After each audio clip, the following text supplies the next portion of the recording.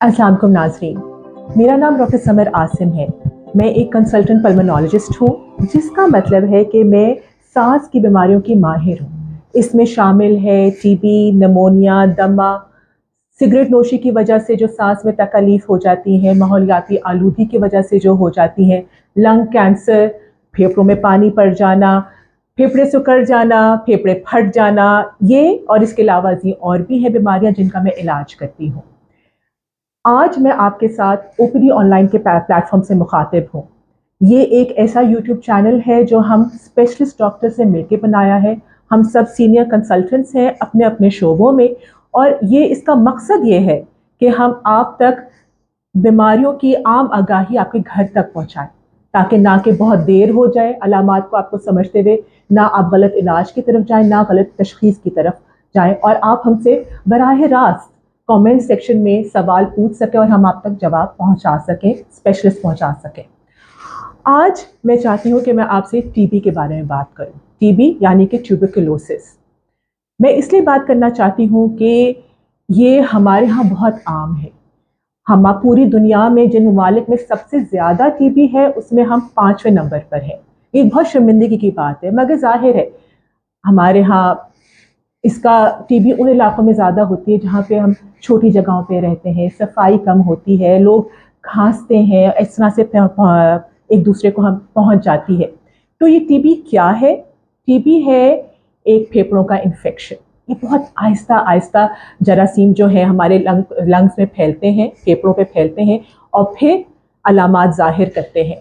इसकी जो अलामात है उसमें हल्का हल्का बुखार होना, बिलखुसूस शाम को, खांसी होना, खांसी बलगम वाली हो या बग़ैर बलगम वाली, दोनों हो सकते हैं। बुखार होना, खांसी होना और वज़न कम हो जाना बग़ैर किसी और वजह के, ये अगर अलामात आप में या आपके लवाहिकीन में आ रही हों तो प्लीज़ टीबी के बारे में सोचें।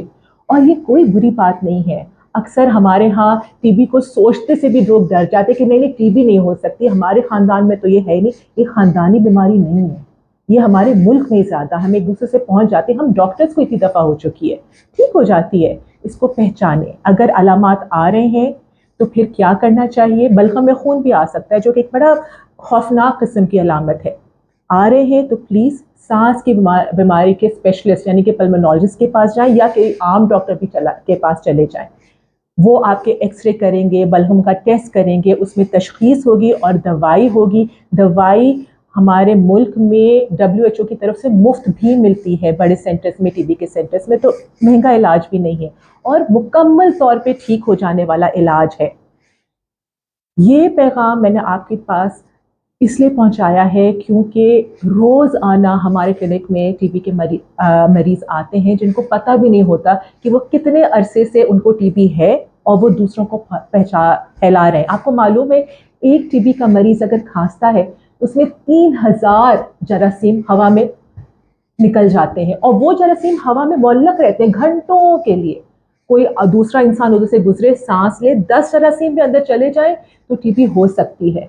आम तौर पे कुव्वत मुदाफ़े जिसकी अच्छी होती है उसका जिस्म उसको काबू में कर लेता है, लेकिन सबका तो ऐसा नहीं होता। उनको टीबी हो जाती है, फिर वो फैलाते हैं, फिर वो फैलाते हैं और चलता ही जाता है।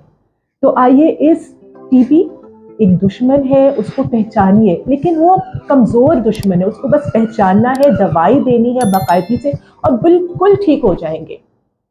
तो प्लीज़ आप इस बीमारी को पहचानें, इसके अलामात समझें। इसके बारे में आपको कोई सवाल है तो कमेंट सेक्शन में आप लिखिए, मैं इंशाल्लाह आपको जवाब दूंगी। डॉक्टर को जल्द दिखाइए और इंशाल्लाह फिर जो आपके सवालात आते हैं उसको लेकर मैं और वीडियोस इंशाल्लाह बनाऊंगी। जब तक के लिए अल्लाह हाफिज़, इंशाल्लाह फिर मुलाकात होगी। शुक्रिया।